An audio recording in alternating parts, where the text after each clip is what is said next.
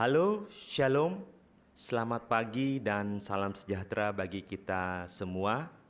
Hari ini Sabtu 4 Juni tahun 2022, kita bertemu kembali di secangkir kopi pagi. Hari ini kita berbicara mengenai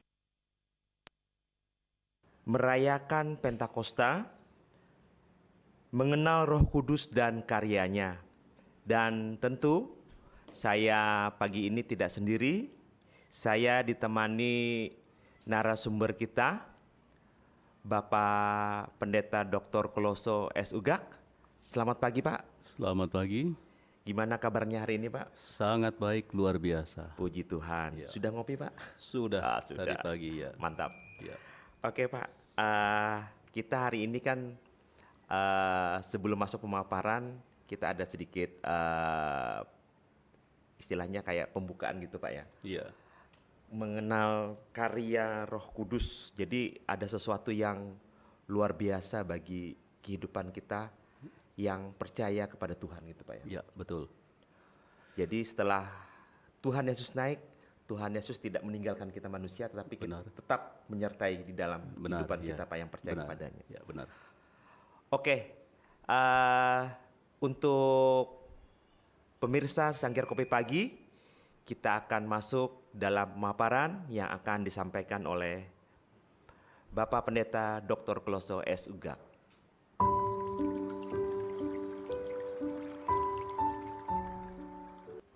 Ya, selamat pagi dan salam sejahtera untuk Ibu Bapak sekalian, saudara-saudari sidang jemaat Tuhan.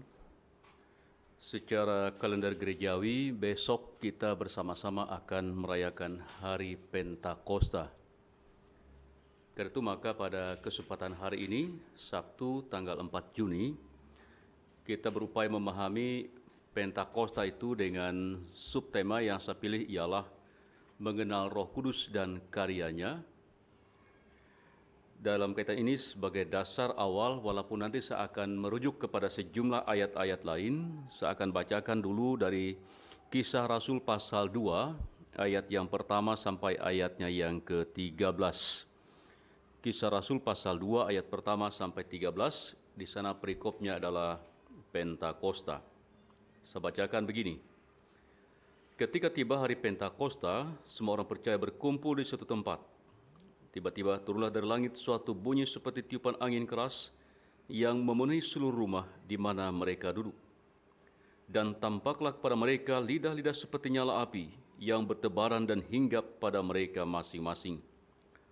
Maka penuhlah mereka dengan Roh Kudus, lalu mereka mulai berkata-kata dalam bahasa-bahasa lain, seperti yang diberikan oleh Roh itu kepada mereka untuk mengatakannya. Waktu itu di Yerusalem diam orang-orang Yahudi yang saleh dari segala bangsa di bawah kolong langit. Ketika turun bunyi itu, berkerumunlah orang banyak. Mereka bingung, karena mereka masing-masing mendengar rasul-rasul itu berkata-kata dalam bahasa mereka sendiri. Mereka semua tercengang-cengang dan heran, lalu berkata, "Bukankah mereka semua yang berkata-kata itu orang Galilea? Bagaimana mungkin kita masing-masing mendengar mereka berkata-kata dalam bahasa kita sendiri, yaitu bahasa yang kita pakai di negeri asal kita?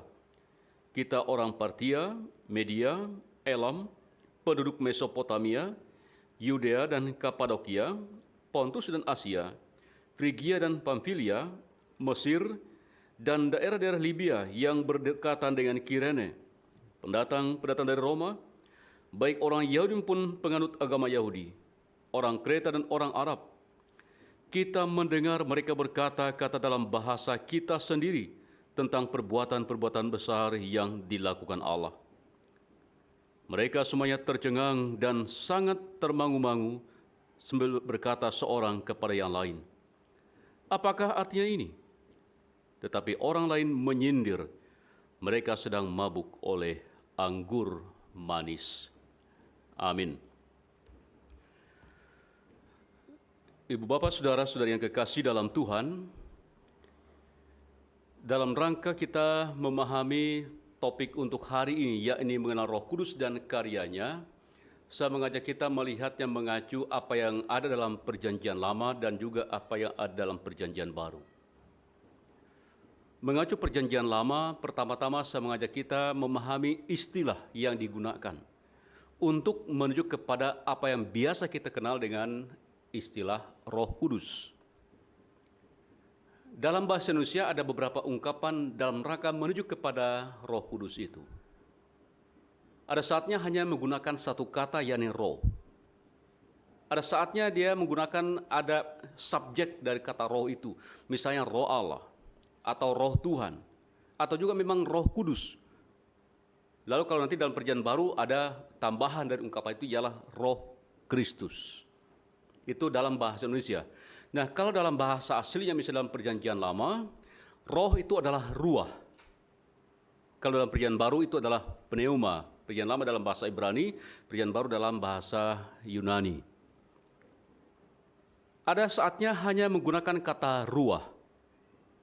Ada saatnya menggunakan kata ruah Elohim, roh Allah. Ada saatnya menggunakan ruah YHWH atau ruah Yahweh atau ruah Yehova, yakni roh Tuhan. Ada saatnya juga dalam perjanjian lama menggunakan kata atau ungkapan ruah hakodesi, yakni Roh Kudus. Itu ungkapan-ungkapan yang biasa digunakan dalam perjanjian lama untuk menunjuk kepada Roh Kudus itu. Nah, sekedar untuk menunjukkan hal itu, saya merujuk beberapa ayat. Ini sekedar contoh untuk menunjuk tempat di mana penggunaan ungkapan itu ada dalam perjanjian lama. Misalnya dalam Kejadian 1 ayat 2. Di sana langsung ada penegasan. Misalnya, bumi belum berbentuk dan kosong. Gelap gulita menutupi samudera raya dan roh Allah melayang-layang di atas permukaan air. Roh Allah, ruah Elohim. Berikut contohnya misalnya dalam Hakim-Hakim pasal 14 ayat 6. Di sana ada diungkapkan begini, pada waktu itu berkuasalah roh Tuhan atas dia, sehingga singa itu dicabiknya seperti orang mencabik anak kambing, dan seterusnya dan seterusnya. Ada kata roh Tuhan atau ruah YHWH, ruah Yahweh, itu digunakan misalnya dalam Hakim-Hakim pasal 14 ayat 6. Berikut penggunaan kata ruah hakodesi atau Roh Kudus. Misalnya dalam Yesaya pasal 63 ayat 11, ayat 10 dan ayat 11. Pada bagian akhir ayat 11 dikatakan misalnya, di manakah dia yang menaruh Roh Kudusnya dalam hati mereka? Roh Kudus, ruah hakodesi. Itu contoh dalam Yesaya 63 ayat 11. Nah, kalau misalnya kita lompat ke perjanjian baru dalam hal penggunaan istilah ini dalam Roma 8 ayat 9, di sana muncul dua ungkapan menunjuk pada roh itu. Saya bacakan ayat 9 dari Roma pasal 8. Tetapi kamu tidak hidup dalam daging, melainkan dalam roh. Nah, ini hanya kata roh ya. Kemudian, jika memang roh Allah diam di dalam kamu. Tetapi jika orang tidak memiliki roh Kristus, ia bukan milik Kristus. Jadi di sana ada saatnya hanya digunakan kata pneuma, ada saatnya menggunakan pneuma, lalu di sana ditambahkan dengan subjeknya yakni Allah. Kemudian ada saatnya dia menggunakan pneuma, lalu subjeknya adalah Kristus. Itu. Lalu merupakan bagian dari kutipan perjanjian lama, misalnya dalam Lukas 4 ayat 18, di sana ada penggunaan kata pneuma theos. Di sana ada penggunaan pneuma kurios dalam rangka menuju kepada Tuhan.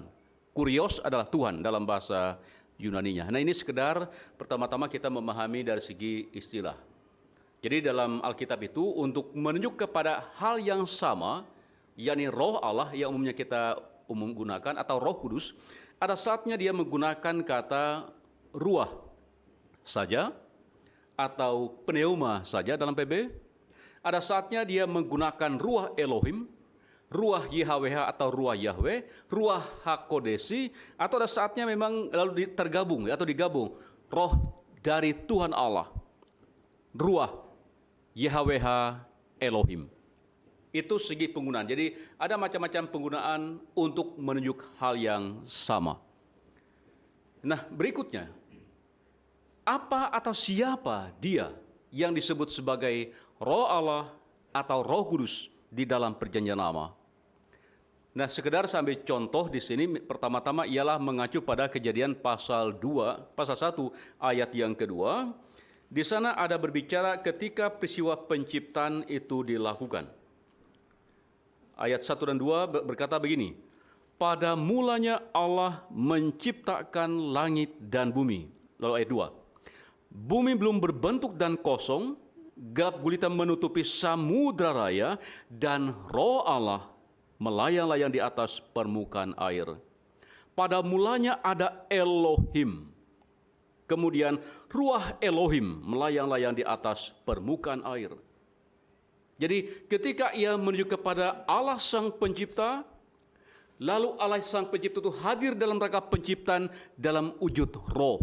Ia disebut sebagai Ruah Elohim atau Roh Allah.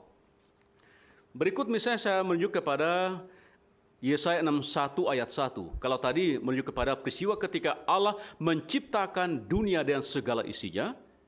Nah, yang di sini penegasan untuk hal yang lain. Saya bacakan saja pasal 61 ayat 1 dari Yesaya. Roh Tuhan Allah ada padaku. Oleh karena Tuhan telah mengurapi aku. Ia telah mengutus aku untuk menyampaikan kabar baik dan seterusnya. Yang kala itu ialah kepada Yesaya menyampaikan kabar baik kepada umat yang ada dalam pembuangan. Allah hadir dalam rangka pemeliharaannya dengan mengurapi Yesaya. Nah, untuk Allah hadir itu, ia hadir dalam wujud roh. Sehingga Allah Sang Pemelihara hadir dalam wujud roh. Dari sini kita bisa mendapatkan gambaran sederhana dari dua ayat yang saya tunjuk, ialah bahwa entah disebut dengan Roh Kudus, atau Roh Allah, atau Roh Tuhan, itu dalam PL, atau dalam PB juga Roh Kristus, ia sesungguhnya menunjuk kepada Allah, kepada Tuhan, atau kepada Tuhan Allah itu sendiri. Hanya sekarang dalam rangka penekanan pada peran tertentu, karya tertentu yang Allah lakukan. Lebih lanjut, masih dalam Perjanjian Lama, untuk memahami siapa sesungguhnya Roh Kudus atau Roh Allah itu. Kembali saya ajak kita melihat tadi pada Kejadian 1 ayat 2. Di sana ketika Allah menciptakan bumi dan segala isinya, lalu digambarkan Ruah Elohim atau Roh Allah melayang-layang di atas permukaan air. Allah hadir dalam wujud roh ketika ia menciptakan dunia dan segala isinya. Sekaligus Allah hadir sebagai yang berkuasa atas segala sesuatu. Digambarkan yang ia melayang-layang di atas permukaan air. Sering air adalah simbolisasi dari kuasa kegelapan, kuasa chaos, kuasa jahat. Dan roh Allah digambarkan melayang-layang di atas permukaan air. Ia adalah Sang Pencipta sekaligus yang paling berkuasa di atas segala sesuatu. Atau masih terkait penciptaan, misalnya contoh dalam Mazmur pasalnya yang ke-104 ayat 30 dikatakan, apabila engkau mengirim rohmu, mereka tercipta dan engkau membaharui muka bumi. Kembali di sini digambarkan bahwa ketika Allah menciptakan dunia dan segala isinya dan melakukan pembaruan atasnya, Allah itu hadir dalam wujud roh. Saya lanjut kepada Yesaya pasal 63 ayatnya yang ke-11, misalnya di sana dikatakan tentang Allah sebagai Allah pemelihara. Allah yang hadir sebagai pemelihara umatnya, ini menggambarkan kepada pengalaman Yesaya. Lalu digambarkan bagaimana Allah melihara umatnya pada ujung dari ayat 11 itu dikatakan, di manakah dia yang menaruh roh kudusnya dalam hati mereka. Jadi Allah dalam rangka memelihara umatnya hadir dalam roh. Atau kalau misalnya kita sedikit mundur kepada pengalaman di era hakim-hakim, ini ada seorang hakim bernama Othniel.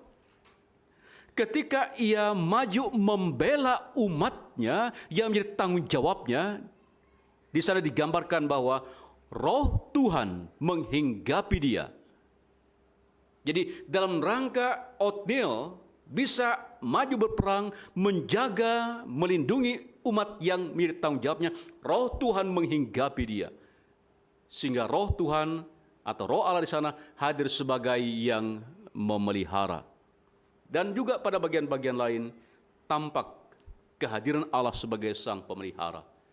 Nah, dari sepintas kilas kita melihat pada ayat-ayat ini tampak bahwa Roh Allah, Roh Tuhan Allah, Roh Kudus, atau hanya kata roh yang diungkapkan dalam Perjanjian Lama, ia menunjuk kepada Allah Sang Pencipta, ia menunjuk kepada Allah Sang Pembentuk. Kalau pencipta menggambarkan kepada ia yang menciptakan dunia segala isinya. Kalau sebagai pembentuk menggambarkan Allah itulah yang membentuk umat, manusia menjadi umatnya. Dan sekaligus juga menggambarkan Allah itu ialah Allah Sang Pemelihara. Jadi roh atau roh Allah, atau roh Tuhan, atau roh kudus, atau roh Tuhan Allah dalam Perjanjian Lama, ia menunjuk kepada Allah sendiri sebagai pencipta, pembentuk, dan pemelihara. Itu sejumlah penegasan yang saya bisa tunjukkan dalam Perjanjian Lama ketika kita berupaya memahami apa atau siapa Roh Allah atau Roh Kudus yang ada di sana. Nah, sekarang kita beralih ke bagian Perjanjian Baru dalam rangka memahami apa itu Roh Allah, Roh Tuhan, Roh Kudus, atau juga Roh Kristus. Hanya di sini kalau dalam Perjanjian Baru sesuai dengan bahasa aslinya adalah dalam bahasa Yunani, ya tentu dia menggunakan bahasa Yunani. Roh itu ialah pneuma. Pneuma, kalau mengatakan kepada pneuma Roh Allah, dia menggunakan istilah pneuma theos. Kalau hendak mengatakan kepada Roh Tuhan, ia menggunakan pneuma kurios. Kalau hendak menuju kepada Kristus, pneuma Christo. Itu ungkapan dalam Perjanjian Baru. Ini hanya masalah bahasa. Kalau bahasa Perjanjian Lama bahasa Ibrani, kalau Perjanjian Baru dalam bahasa Yunani. Nah, dalam hal pribadi dari roh itu adalah sama dengan pribadi yang ada dalam Perjanjian Lama. Sehingga ketika dalam Perjanjian Lama berbicara tentang roh, hal yang sama ditunjuk oleh ungkapan roh di dalam Perjanjian Baru. Nah, untuk ini maka yang saya lebih garis bawahi dalam bagian Perjanjian Baru ini ada beberapa poin. Pertama, menyangkut gejala kehadiran Roh Kudus itu. Karena ini memang sering jadi masalah. Jadi masalah dalam arti misalnya ada anggapan kalau Roh Kudus itu hadir, dia harus dengan gejala, dengan tanda-tanda heran, dengan tanda-tanda luar biasa.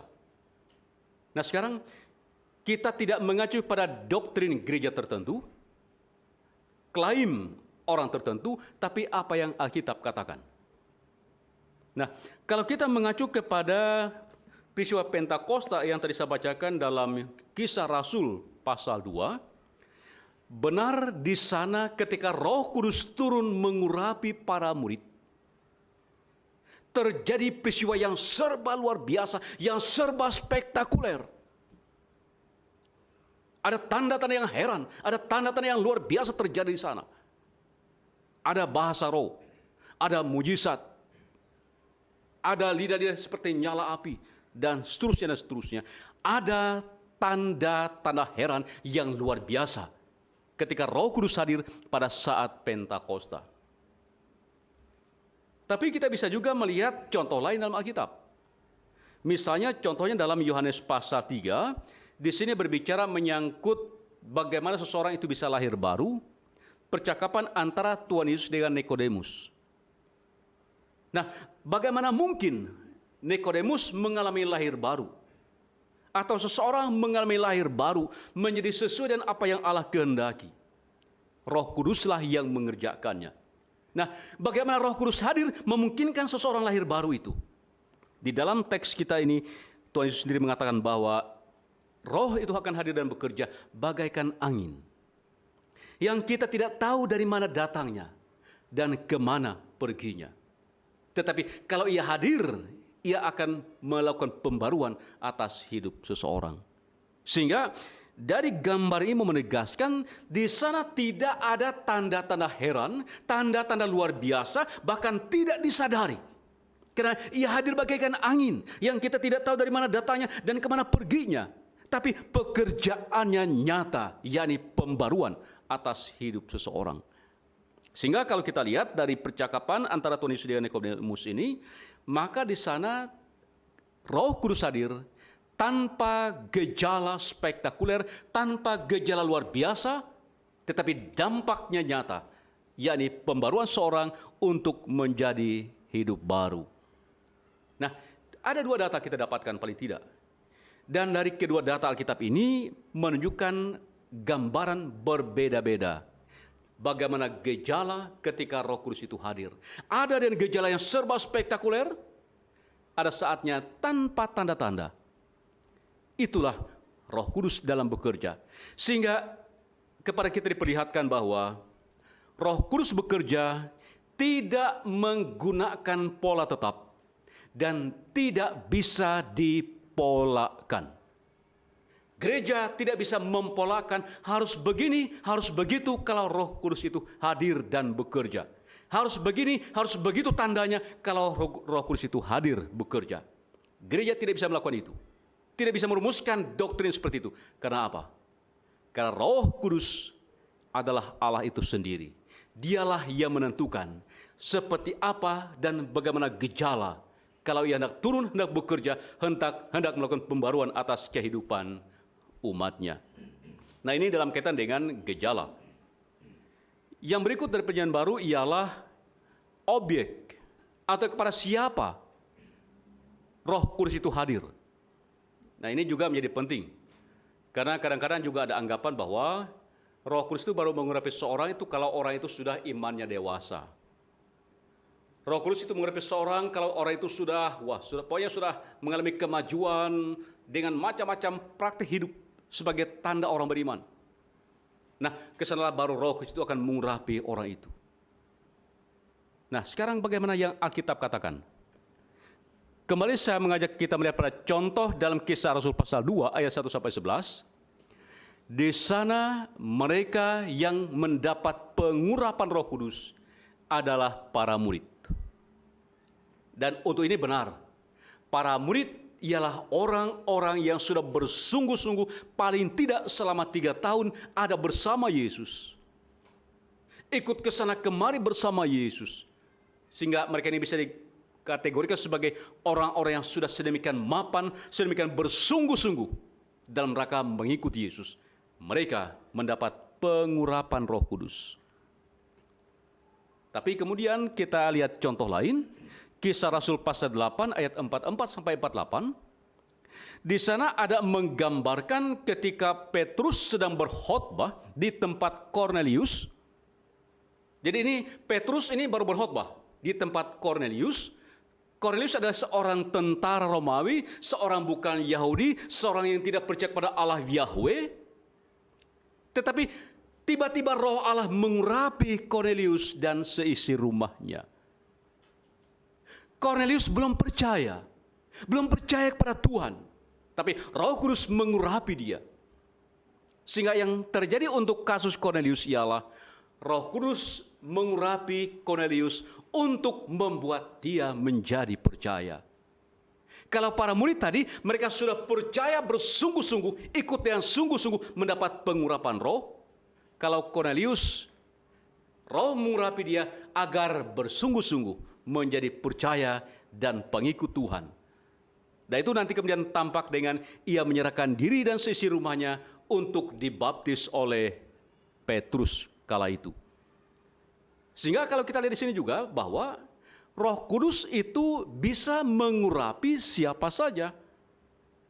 Bisa mengurapi orang yang sudah kokoh kuat imannya untuk maksud tertentu. Bisa juga mengurapi seseorang yang belum beriman. Apalagi kalau kita mengacu kepada perjanjian lama misalnya, bahkan ada seseorang, misalnya Raja Kores, ini Raja Kores ini Raja Parsi, ketika orang Israel dibuang ke Babel, kemudian pada saatnya beralih kekuasaan ke Parsi. Nah, ketika Raja Kores ini berkuasa, Allah mengurapi Raja Kores ini dan rohnya agar ia mengizinkan dan memfasilitasi pemulangan kembali orang-orang Israel dari pembuangan. Sementara Kores tetap menyembah kepada dewa-dewinya, tidak menyembah Allah Yahweh. Jadi siapa yang bisa diurapi? Ya, siapa saja. Lalu apa ukurannya? Allah lah ukurannya. Karena dialah yang menentukan maksud tertentu dari pengurapan itu. Entah maksudnya untuk mematangkan dalam rangka tugas tanggung jawab tertentu, atau untuk membuat menjadi percaya. Dan kalau saya harus ditanyakan misalnya, sejak kapan Allah mengurapi seorang itu? Saya lebih suka menjawabnya ialah, sejak membuat orang itu menjadi percaya. Karena seseorang mengakui Yesus adalah Tuhan, adalah karena pekerjaan Roh Kudus. Nah, berikutnya poin terakhir yang mau saya garis bawahi dari perjanjian baru ini ialah yang sering menjadi diskusi, bisa juga menjadi perdebatan berkaitan dengan bahasa roh. Bahasa roh ya yang bisa kita lihat sebagai gejala-gejala tertentu, tanda-tanda tertentu di kalangan-kalangan tertentu atau denominasi tertentu. Lalu ada macam-macam klaim tentang penggunaan bahasa roh itu. Bagaimana bahasa roh menurut yang Alkitab katakan? Pertama kembali kita lihat dalam Kisah Rasul pasal 2. Di sana roh Allah mengurapi para murid. Kemudian para murid ini berbahasa menurut bahasa mereka, menurut bahasa yang mereka para murid mengerti. Tetapi kemudian ketika bahasa yang keluar dari mulut para murid menurut yang mereka mengerti sampai ke telinga para pendengar masing-masing mendengar menurut bahasa masing-masing pendengar. Jadi para murid berbahasa dalam bahasa yang dimengerti oleh para murid.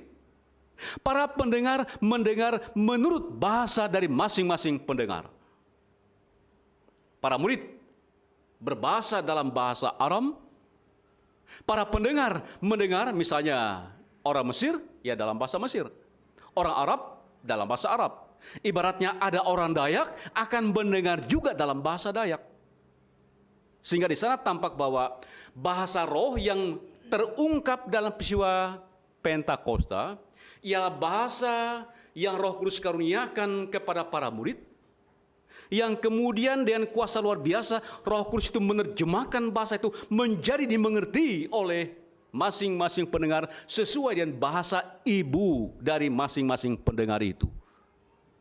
Sehingga prinsip bahasa roh dalam Kisah Rasul ialah bahasa yang Roh Kudus karuniakan yang dimengerti oleh mereka para murid yang mengucapkannya dan dimengerti juga oleh masing-masing pendengar yang mendengarnya.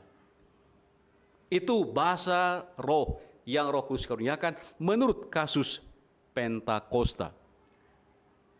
Nah, ada lagi beda. Ini untuk kasus Jemaat Korintus. Untuk kasus Jemaat Korintus ini bahasa rohnya itu beda lagi. Ia adalah suatu ungkapan atau suatu bahasa yang diyakini dikaruniakan oleh Roh Kudus, tetapi yang mengucapkannya tidak mengerti apa yang ia ucapkan, yang mendengarnya tidak mengerti apa yang mereka dengar, tetapi diyakini dimengerti oleh Allah. Jadi bahasa roh yang ada menurut kasus Jemaat Korintus ialah bahasa roh yang diyakini dikaruniakan oleh Roh Kudus, yang mana bahwa yang mengucapkannya tidak mengerti apa yang ia ucapkan, yang mendengar tidak mengerti apa yang mereka dengar, tapi diyakini dimengerti oleh Allah. Itu untuk kasus Jemaat Korintus.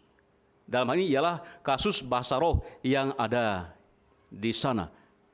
Nah, oleh karena itu maka Paulus dalam rangka nasihatnya kepada Jemaat Korintus agar berhati-hati dengan penggunaan bahasa roh itu. Agar penggunaan bahasa roh itu memang berdasarkan ungkapan-ungkapan yang membangun umat. Sehingga bagi Paulus, dia lebih suka dikatakan di sana bernubuat, bukan berbahasa roh. Kalau bernubuat ialah menggunakan kata-kata yang dimengerti. Nah, justru karena itu maka kemudian Paulus mengingatkan, kalau saya ini kata Paulus, dalam hal berbahasa roh seperti yang kalian lakukan yang tidak dimengerti berupa keluhan-keluhan jiwa atas pergumulan yang ada, saya lebih daripada kalian semua. Tetapi dalam pertemuan jemaat, saya lebih suka menggunakan 5 kata yang dimengerti oleh semua daripada beribu-ribu kata dalam bahasa roh.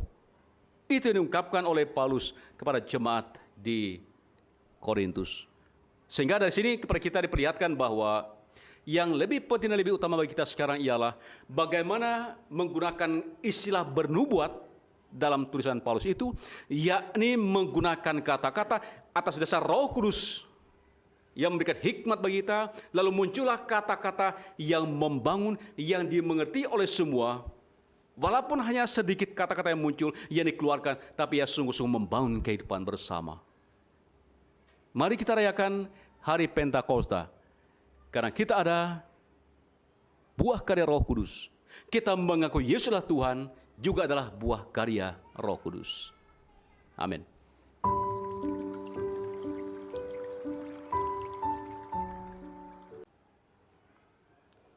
Oke, baik Pak Pendeta Kloso. Setelah kita mendengarkan pemaparan yang disampaikan mengenai mengenal Roh Kudus dan karyanya ini, jadi ada banyak sekali yang terjadi di dalam kehidupan kita sebagai orang Kristen yang percaya kepada Tuhan Yesus, Pak ya. Ya.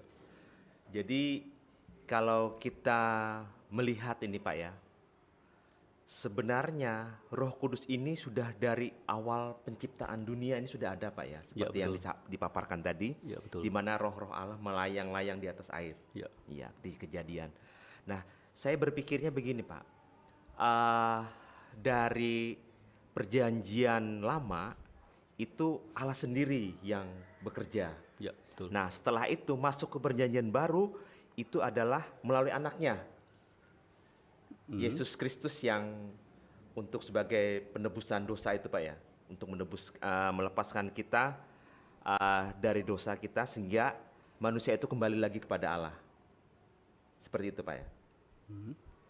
Nah, kemudian setelah itu, setelah Yesus naik ke surga, terangkat, berarti Tuhan Yesus meninggalkan satu karyanya, yaitu Roh Kudus, yang selalu menyertai umatnya yang percaya kepadanya, bahwa dimanapun kamu berada, ketika kamu percaya Yesus, aku akan selalu ada. Nah, jadi Pak, kalau saya lihat ini ada seperti konsep Trinitas. Pemahaman Trinitas itu secara gamblangnya itu seperti apa, Pak? Iya. Secara gamblang aja, Pak. Karena kadang kita tuh kadang-kadang bingung konsep Trinitas tuh, Allah, Anak, Roh Kudus. Ya. Jadi satu. Kadang-kadang itu menjadi sesuatu yang dilema juga bagi orang-orang Kristen yang hanya istilahnya mengenal kisi-kisi luarnya aja. Ya. Jadi mungkin ada sedikit penjelasan yang lebih gamblang ya, Pak. Ya, baik. Jadi pertama, saya perlu garis bawahi, kita memahami apa yang kita imani Allah Bapa, Anak, dan Roh Kudus, itu tidak bisa secara kronologis. Oh, ya. Dalam arti bahwa, dalam PL yang kita kenal ialah Allah Bapa. Kemudian berikutnya dalam PB kita mengenal Yesus Kristus. Nanti sudah Yesus Kristus baru kita mengenal Roh Kudus. Ya. Jadi artinya secara kronologis ya. Nah. Jadi pada saat Allah Bapa, Yesus tidak ada. Roh Kudus tidak ada, ibaratnya itu ya. Ya. Nanti pada saat Yesus hadir, Allah Bapa nggak ada, Roh Kudus nggak ada. Jadi semacam itu ya. Jadi tidak bisa kita pahami bahwa ini hadis secara kronologis. Dan tadi sudah diungkapkan juga bahwa sejak awal mula sesungguhnya Allah Trinitas itu sudah ada. Sejak awal mula. Allah hadir sebagai pencipta, Kejadian pasal 1 ya. Ya. Nah itu. Lalu kemudian di sana digambarkan ayat 2, Roh Allah melayang-layang di atas permukaan air. Berikutnya, ketika Allah menciptakan dengan firman. Nah, ini tentu adalah penunjukan kepada Allah Trinitas itu. Allah yang kemudian kita sebut sebagai Allah Bapa, Yesus Kristus, dan Roh Kudus. Hanya memang kala itu belum muncul ungkapan itu. Jadi belum muncul misalnya ungkapan belum muncul ungkapan Allah Bapa. Yang ada ialah Allah. Kemudian yang sudah ada sebutan adalah Roh Allah. Nah, untuk Yesus itu tidak muncul ungkapan di sana. Yang muncul ialah firman. Nah, kita bisa mengatakan firman yang ada di situ dalam rangka penciptaan menuju pada Yesus, bisa kita lari cukup jauh ke Perjanjian Baru, misalnya dalam Injil Yohanes. Nah, Injil Yohanes itu kan kita bisa lihat di bagian awal itu adalah penegasan yang sangat-sangat penting untuk menjelaskan termasuk perihal siapa Yesus yang hadir dalam wujud manusia Yesus.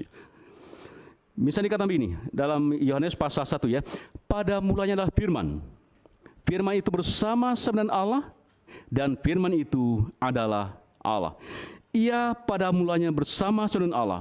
Segala sesuatu dijadikan oleh Dia, dan tanpa Dia tidak ada sesuatu pun yang telah jadi dari apa yang telah dijadikan. Lalu berikutnya ayat ke-14. Firman itu telah menjadi manusia dan diam di antara kita, dan itulah Yesus. Jadi konsep Trinitas sudah ada sejak awal mula. Ya. Di sana tampil Allah yang kemudian kita sebut sebagai Bapa, di sana tampil Allah Roh yang kita sebut sebagai Roh atau Roh Kudus, di sana ada firman. Hanya belum disebut sebagai Yesus atau dengan ungkapan lain menuju pada Yesus, anak Allah atau apa. Ini baru muncul dalam Perjanjian Baru ungkapannya, sebutannya. Tetapi pribadi dari Allah Tritunggal itu sudah ada sejak awal mula. Nah, itu dalam rangka kita memahaminya. Jadi pertama-tama saya garis bawahi ialah kita tidak memahaminya berdasarkan tahapan kronologis, karena sesungguhnya Allah Roh itu yang sangat jelas ya, langsung tertulis ya, harafiah itu sudah ada sejak awal mula. Ruah Elohim, Ruah Yahweh dan seterusnya itu sudah ada sejak awal mula. Nah, hanya sekarang kita melihat bagaimana Allah itu berkarya dengan ungkapan-ungkapan tertentu, penekanan-penekanan tertentu yang kemudian kita menamakan dengan ungkapan yang kita mengerti secara manusiawi. Ada ungkapan Allah Bapa, ada ungkapan Allah Anak atau Anak Allah atau Yesus Kristus, lalu ada ungkapan Allah Roh atau Roh Kudus. Itu sebagian yang bisa saya ungkapkan secara spontan sekarang. Mungkin juga sedikit saya perlu tambahkan, tadi ada menyangkut kata pribadi misalnya, itu ya.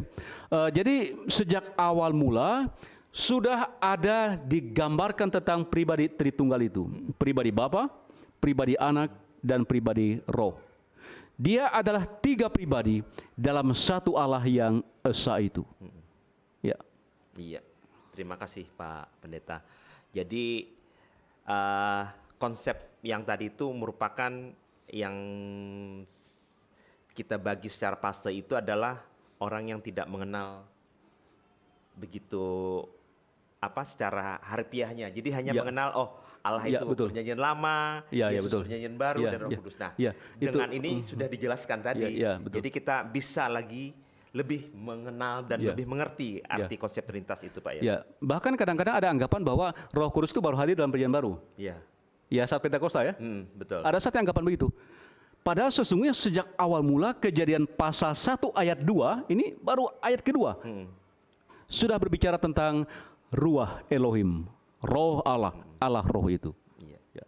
Oke Pak, luar biasa ya. Berarti firman Tuhan itu benar-benar luar biasa. Jadi kita sebagai orang yang percaya kepada Yesus harus benar-benar lebih mengenal lagi pribadi Yesus itu lebih baik. Jangan hanya membaca, sekedar membaca gitu Pak. Betul. Jadi kita lebih mendalami lagi, lebih mengerti lagi. Iya benar. Jadi memang ada bagian-bagian dalam Alkitab itu yang lebih fokus pada unsur tertentu ya, dari tiga pribadi itu ya. Misalnya kalau dalam Perjanjian Baru ketika berbicara menyangkut bagaimana Allah melaksanakan karya penyelamatannya, nah di sana yang lebih dikedepankan muncullah figur Yesusnya dalam rangka karya penyelamatan itu. Jadi memang pada tahapan-tahapan tertentu sering ada penekanan pada unsur tertentu atau pribadi tertentu. Tapi sesungguhnya ketiga pribadi ini tak terpisahkan satu dari yang lain, karena dia adalah bagian dari Allah yang esa itu. Satu gitu Pak ya. Jadi nggak boleh dicerai-beraikan karena itu memang sudah universal satu gitu Pak ya. Betul ya. Iya. Oke, baik Pak Pendeta. Oke Pak, dari yang tadi yang saya simak itu di Kisah Para Rasul 2 itu kan mengenai Roh Kudus itu Pak ya. Iya betul ya. Mengingat ada macam banyak Roh Kudus, bagaimana kita harus memposisikan karunia bahasa roh itu Pak, sebagaimana yang terjadi jemaat Korintus di antara karunia-karunia lainnya Pak. Iya. Jadi memang sebenarnya kan ada banyak sekali karunia roh ya. Kadang-kadang orang menggunakan istilah buah-buah roh. Ya. Itu ada banyak. Nah, memang ada masalah untuk jemaat Korintus. Mereka menempatkan bahasa roh yang tidak dimengerti tadi sebagai karunia utama, karunia unggulan. Itu yang terjadi. Ya. Lalu dengan itu mereka mengklaim bagi yang bisa berbahasa roh yang tidak dimengerti itu lebih rohania ketimbang yang lain, lalu merendahkan yang lain. Oh. Nah, padahal sebenarnya ada banyak sekali karunia lain. Justru kemudian Paulus melihat ini malah berbahaya pada tindakan mengutamakan karunia bahasa roh itu lalu meniadakan yang lain. Mengapa? Karena sesungguhnya semua karunia itu tidak bisa kita klasifikasi secara kualitatif. Atau ini yang lebih berkualitas, ini yang kurang berkualitas. Sesungguhnya semuanya Roh Kudus karuniakan untuk kepentingan bersama. Dan ia perlu ditempatkan dalam posisi sama penting. Tinggal ada yang mendapat karunia ini, ada yang mendapat karunia itu. Nah, untuk ini itu beda-beda. Jadi tiap-tiap orang itu beda-beda karunianya. Nah, ketika terjadi beda-beda karunia, tidak boleh ada tindakan menempatkan karena ini lebih utama daripada yang lain, karena sama-sama saling melengkapi dalam rangka membangun satu tubuh, yakni tubuh Kristus itu. Oke, baik Pak. Jadi sama halnya dengan pelayanan gitu Pak ya. Kadang-kadang ada yang jadi liturgus, ada yang jadi penerima tamu, ada yang salam presbiter, ada yang doa. Jadi kalau misalnya kita, wah ini paling tinggi misalnya liturgus nih, karena dia yang paling utama. Padahal nggak bisa gitu Pak ya, karena kalau liturgus sendiri pun nggak bisa juga mengcover yang pekerjaan yang lainnya gitu Pak. Maksudnya seperti itu Pak ya? Ya, makanya dalam ini sudah menyangkut doktrin gereja, dia menempatkan misalnya, kan kita punya beberapa jabatan gerejawi ya. Jabatan gereja itu misalnya pertama penatua, berikut diakon, berikut sekarang istilah dalam tata gereja kita itu adalah evangelis atau penginjil ya, dan berikutnya adalah pendeta. Nah ini kita tempatkan dalam posisi tidak ada yang lebih tinggi ataupun lebih rendah. Termasuk misalnya khusus saya batasi untuk penatua diakon. Ini kadang-kadang masih ada anggapan salah. Seolah-olah penatua itu lebih tinggi dari diakon. Betul, Pak. Jadi kalau seseorang itu baru pertama kali terpilih, nggak boleh langsung jadi penatua. Dia harus jadi diakon dulu. Jadi seolah-olah diakon itu calon penatua. Padahal ini salah ini. Karena nggak ada yang lebih tinggi lebih rendah. Yang membedakan adalah peran yang dijalankan. Tugasnya Pak ya. Ya, sehingga yang paling bagus itu ialah kalau saya sadar, misalnya ini untuk penatua diakon ya, bahwa saya ini lebih mampu untuk urusan ya tatak bengeknya, hitung-menghitung dan segala macam main belakang, lebih baik di diakon. Tapi seseorang yang memang punya kemampuan, punya talenta untuk tampil ke depan, bagus kalau dia memang menjadi penatua. Oh iya betul. Nah, idealnya begitu, tapi kita kan tidak begitu dalam rangka pemilihan biasanya ya. Nah, karena itu sekarang lepas soal itu, yang pasti macam-macam karunia itu pada dasarnya adalah sama penting, sama berharga, dan ia ditempatkan untuk saling melengkapi. Iya betul. Jadi jangan istilahnya kalau ada yang satu ketinggalan, otomatis kata orang tuh sinjal kata tuh Pak ya. Iya betul. Ya, betul. Oke baik Pak Pendeta. Seperti yang dibilang tadi itu Pak ya, kita yang di pasal 2 tadi itu Pak. Jadi kan Roh Kudus itu yang dulunya itu seperti lidah api, terus yang ada mukjizat dan karunia lainnya. Nah, bergeser dengannya seiring waktu Pak ya. Jadi Roh Kudus itu tidak seperti itu. Jadi modal kayak dulu saya hidup dalam dunia yang lama. Misalnya saya dulu adalah seorang peminum, saya seorang pendusta, saya seorang pemerkosa dan lain sebagainya. Istilahnya hidup dalam kegelapan. Nah, ketika saya sudah terima Kristus, berarti saya sudah melepaskan baju lama saya itu Pak ya, ke dalam kehidupan yang baru.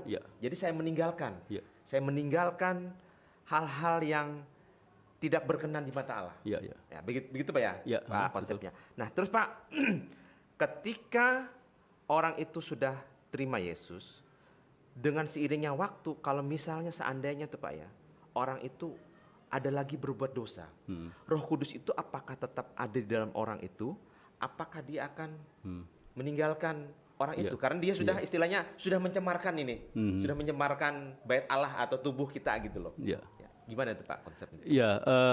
Roh Kudus itu adalah roh pembaru. Jadi memang Roh Kuduslah yang memungkinkan kita mengalami pembaruan. Tadi kan bahasanya katakanlah dari kehidupan dalam kegelapan menjadi kehidupan dalam terang, gitu ya itu. Nah, yang memungkinkan pembaruan itu ialah pekerjaan Roh. Nah, kemudian ketika ada saatnya kita jatuh ke dalam dosa, apakah rohnya tercemar juga ya misalnya, semacam itu ya? Iya, betul. Roh Kudus tidak terikat oleh kondisi kita, oleh situasi kita. Roh Kudus adalah roh yang bebas. Sehingga ia tidak terikat, tidak tercemar oleh apapun atau seperti apapun kita. Dari segi Roh Kudusnya. Nah, tetapi dia juga sekaligus mau melakukan terus pembaruan atas hidup kita. Karena hidup kita ini kan tidak ada yang jadi. Kita menjadi bagian dari terang itu tidak ada yang betul-betul jadi terang yang betul-betul lepas dari kegelapan. So ada saatnya jatuh. Nah, sekarang ketika ada saatnya jatuh, Roh Kuduslah yang mengingatkan kita untuk bangkit kembali. Dan itu tidak membuat Roh Kudus tercemar. Jadi kita memang dipinta untuk hidup sedemikian rupa sesuai dengan yang Allah kehendaki. Tapi dikala saatnya kita jatuh, Allah dalam roh hadir menolong kita untuk bangkit kembali, untuk kembali memperbarui. Jadi selama kita jatuh dan kita bangun kembali, maka roh yang sama itu tetap ada bersama dengan kita dan akan menolong melakukan pembaruan atas kehidupan kita. Oh iya. Jadi jangan pernah berpikir bahwa roh itu meninggalkan kita ketika kita sudah jatuh di bawah, Pak ya. Jadi kita harus tetap yakin bahwa kita harus tetap mengundang Roh Kudus itu masuk dalam hati kita, Pak ya. Ya, betul. Nah, Pak, yang ini mungkin ada ini juga, Pak ya. Misalnya ada salah satu ayat di Alkitab, saya lupa itu di mana. Kata Tuhan, aku tidak bisa masuk ke dalam hatimu ketika masih ada tirai. Jadi itu konsepnya seperti apa tuh, Pak ya? Ketika kita, apakah itu maksudnya kita mengeraskan hati kita tetap dengan keduniawian kita, atau gimana Pak kita untuk bisa melepaskan tirai penghalang kita itu, Pak? Jadi kita bisa benar-benar masuk ke dalam hadirat Tuhan itu, Pak. Ya, memang itu lebih menekankan pada kekerasan hati. Itu pada kekerasan hati secara sadar. Jadi kekerasan hati secara sadar untuk menolak kehadiran Allah dalam roh untuk membarui. Tahu saya berdosa, tahu Allah mengasihi, mencintai saya dan hendak menyelamatkan saya, tahu, tetapi tidak menerima. Artinya tidak membuka diri untuk diperbarui, tidak menerima Allah untuk melakukan pembaruan, hanya sekedar mengetahui. Nah, itu adalah bagian dari wujud kekerasan hati. Termasuk juga bisa dikategorikan sebagai wujud dosa yang tak terampuni. Kan ada juga itu ya. Nah, itu. Jadi artinya seseorang sadar, secara sadar sepenuhnya saya ini berdosa, lalu kemudian Allah bisa menyelamatkan saya, tapi ya saya tetap aja. Enggak usahlah dia selamatkan saya. Jadi artinya itu. Sehingga itu merupakan bagian dari disebut sebagai tirai tadi ya. Dalam bahasa sederhananya adalah kekerasan hati. Gitu. Jadi itu sebenarnya fatal itu sebenarnya, Pak ya. Ya, kalau ya. bisa kita memang harus kita bisa membuka hati itu, Pak ya. Ya, betul. Ya. Oke, Pak. Sekarang bagaimana kita memahami bahwa ibadah yang dilakukan di GKE ini, Pak ya, itu dipimpin oleh Roh Kudus. Bukankah dalam banyak hal liturgi GKE sudah disiapkan lebih dahulu? Sementara ada anggapan bahwa Roh Kudus itu berkarya secara spontan, Pak. Ya, Roh Kudus berkarya secara spontan, benar. Jadi benar juga. Karena memang kita tidak bisa mengatur bagaimana cara Roh Kudus itu bekerja. Jadi memang dalam Alkitab kita banyak jumpa juga secara spontan Roh Kudus memberikan sesuatu kepada seseorang atau mengurapi seseorang. Tidak bisa diatur. Itu benar. Nah, tetapi pada saat yang sama juga kita lihat, termasuk kalau kita mundur ke peristiwa penciptaan, di sana Allah hadir dalam karya penciptaan. Dalam rangka Allah hadir termasuk di antara menciptakan manusia. Manusia Allah ciptakan ini segambar dan serupa dengan Allah, ya, atau menurut rupa dan gambar Allah.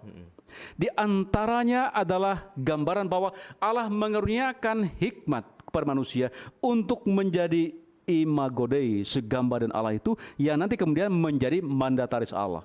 Nah, di sana ada Allah Roh yang hadir mengaruniakan hikmat agar dengannya manusia bisa menjadi mandataris Allah. Nah, hikmat ini apa? Hikmat ialah sesuatu yang Allah karuniakan dalam rangka agar apa yang ada menjadi tertata, tertib, teratur. Contoh pada saat penciptaan. Kalau kita lihat penciptaan kan awalnya kan kacau balau itu. Ada posisi buminya nggak ada atau apa, misalnya kegelapan di mana-mana dan seterusnya. Tapi kemudian Allah dalam roh tadi, Allah dalam firman, ketika menciptakan maka semuanya kemudian menjadi tertata, teratur. Ada bumi, ada air, ada laut, ada matahari, ada bulan, bintang, dan seterusnya. Semuanya serba tertata, tertib, teratur. Sehingga karena itu, dari sini kita mau mengatakan bahwa di antara wujud karunia roh itu ialah memberikan hikmat. Hikmat agar bagaimana sesuatu yang kita kerjakan berlangsung dengan tertib dan teratur. Dalam konteks ibadah, supaya ibadah kita menjadi tertib dan teratur, maka hikmat yang Allah kurniakan kita gunakan untuk menata. Dari awal ibadahnya begini, pertengahannya begini, dan sampai akhirnya juga begini. Termasuk juga di antara misalnya penentuan nas-nas yang perlu dibaca. Jadi supaya Alkitab ini tidak hanya itu saja yang kita baca, atau hanya yang menarik saja yang kita baca, maka dengan hikmat yang roh Allah karuniakan, kita dibimbing, menata, mengatur, supaya bisa terbaca, ya walaupun tidak lengkap semua ya, tapi paling tidak sebagian besar terbaca Alkitab ini dalam 1 tahun, atau dalam 3 tahun. Nah, tentu itu semua bukan karena maunya kita, atau karena hikmatnya manusia, tapi adalah karena roh Allah yang memberikan hikmat bagi seorang agar ini tertata, tertib, dan teratur. Karena itu maka GKE memahami di antaranya penetapan almanak nas, penyiapan liturgi adalah bagian dari penghayatan hikmat yang Allah kurniakan dalam rohnya itu. Sehingga kita yakin bahwa ibadah GKE pun adalah ibadah yang mendapat pengurapan Roh Kudus. Oke, Pak. Itu yang tadi yang secara itu Pak ya, Roh Kudus yang dipimpin untuk di GKE. Nah, tapi kalau untuk pribadi kita sendiri itu gimana Pak ya? Misalnya kita bisa mengundang Roh Kudus itu datang ke hadirat kita. Misalnya pada saat saya mau beribadah, saya harus berdoa dulu. Nah, terus nanti ada yang namanya saat teduh di rumah pagi. Saya dengan menyanyi, dengan membuka firman Tuhan, membaca dan mengenali, memahaminya. Nah, tapi yang menjadi kendala itu Pak ya, bagaimana kita bisa tahu nih ketika saya menyanyi itu menangis, apakah itu Roh Kudus, atau ada juga menyanyi tapi dia mendapatkan spirit itu sendiri. Jadi bagaimana kita bisa mengerti bahwa Roh Kudus itu ada di dalam diri kita pada saat kita khusyuk dalam ibadah itu Pak? Ya, harus kita bedakan ada saatnya itu hanya masalah emosi kita manusia semata. Jadi kalau hanya soal kemudian kita bisa menangis atau mungkin tidak bisa menangis, itu mungkin dalam banyak perkara itu hanya sekitar persoalan emosi. Bagaimana kita penghayatan ya, bisa positif, bisa juga negatif. Ini dalam hal tadi kalau dihubungkan menyanyi misalnya lalu mungkin ada menangis ataupun tidak misalnya itu ya. Itu. Jadi sangat kuat ia terpengaruh pada unsur emosi dalam arti penghayatan. Nah, tidak pasti harus dikaitkan dengan roh. Roh dalam arti roh Allah. Ini mungkin hanya sekitar roh kita yang tampak dari emosi kita ya. Nah, tapi di mana Roh Kudus bekerja? Sesungguhnya kita berniat untuk memuji Tuhan dengan bersungguh-sungguh adalah bagian dari Roh Kudus yang bekerja. Jadi kita berupaya untuk melakukan sesuatu yang terbaik bagi Tuhan. Di antaranya memuji Tuhan. Sesungguhnya bukan karena kita yang mau. Tapi itulah bagian dari dorongan Roh Kudus itu. Itu sebabnya maka kita tidak perlu membayangkan bahwa kalau Roh Kudus bekerja harus dengan tanda-tanda yang aneh-aneh, yang luar biasa. Yang apa itu? Yang biasa-biasa saja. Tetapi buahnya nyata. Kita bersungguh-sungguh atas tanggung jawab yang dipercayakan. Itu adalah bagian dari karunia Roh. Contoh tadi kalau dihubungkan dengan petugas ya, petugas ibadah ya. Kita bersungguh-sungguh sebagai kolektan, mengumpulkan kolekte. Itu sudah bagian dari pekerjaan roh. Kita bersungguh-sungguh jadi liturgos, menyiapkan diri jadi liturgos. Itu sudah pekerjaan roh. Para pendeta bersungguh-sungguh dalam rangka menyiapkan khotbahnya. Itu pekerjaan roh. Jadi tidak harus yang serba spektakuler. Karena Roh Kudus itu diantaranya bekerja dengan menggunakan hikmat, memunculkan rasa tanggung jawab untuk mengerjakan dan mempersembahkan yang terbaik. Walaupun selalu terbuka ruang juga, Roh Kudus bekerja di luar yang kita bayangkan. Karena ia adalah Allah yang bebas dalam segala perkara. Amin. Baik Pak, sekarang bagaimana kita memahami bahwa Roh Kudus sudah memimpin gereja GKS sejak kehadirannya di bumi Kalimantan hingga perkembangan pelayanan yang dilakukan di masa kini, Pak? Ya, tadi di awal sudah ada ditegaskan bahwa salah satu pekerjaan Roh Kudus itu ialah memungkinkan seseorang mengakui Yesus adalah Tuhan. Itu diungkapkan di dalam 1 Korintus pasal 12. Jadi yang memungkinkan kita mengakui Yesus adalah Tuhan adalah pekerjaan Roh Kudus. Ya. Nah, atas dasar pemahaman itu maka kita meyakini sejak datang misionaris pertama ke Kalimantan dan sejak adanya orang Kalimantan atau orang Dayak mengakui Yesus adalah Tuhan, maka Roh Kudus telah bekerja dan kemudian melahirkan gereja kita yang disebut sebagai Gereja Dayak atau sekarang dengan Gereja Kalimantan Evangelis.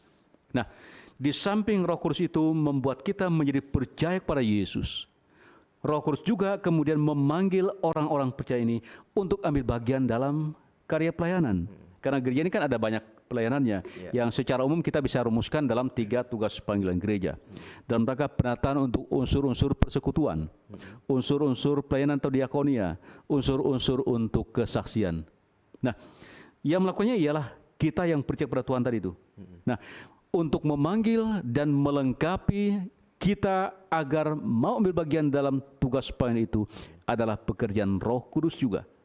Nah, oleh karena itu maka selama kita melihat ada orang-orang di dalam gereja ini yang menyediakan dirinya bukan sekedar percaya dan mengakui Yesus adalah Tuhan, tapi bersedia ambil bagian dalam pelayanan, sesungguhnya Roh Kudus hadir di sana.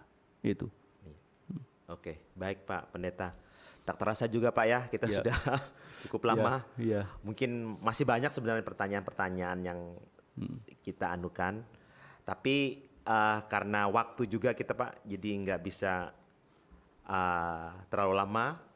Tapi luar biasa kita hari ini, kita boleh bisa mengerti peranan Roh Kudus itu di dalam kehidupan kita, baik dalam bergereja, bermasyarakat, dan kehidupan kita pribadi.